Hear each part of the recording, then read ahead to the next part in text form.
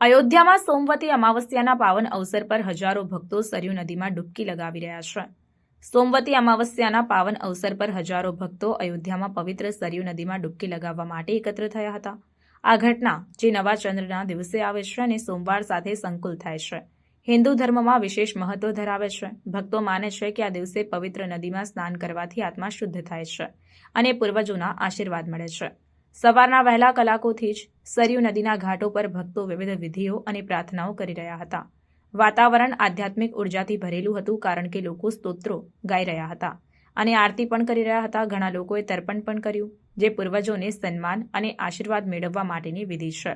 સ્થાનિક પ્રશાસને યાત્રાળુઓની સલામતી અને સુવિધા સુનિશ્ચિત કરવા માટે વ્યાપક વ્યવસ્થાઓ કરી હતી. વિવિધ બિંદુઓ પર તબીબી કેમ્પો, સુરક્ષા કર્મચારીઓ અને સ્વયંસેવકોને તૈનાત કરવામાં આવ્યા હતા. આ કાર્યક્રમનો સમારોપ ભવ્ય આરતી સાથે થયો, જ્યાં હજારો દીવડાઓ નદીમાં તરતા મૂકવામાં આવ્યા, જેનાથી મંત્રમુગ્ધ દ્રશ્ય સર્જાયું.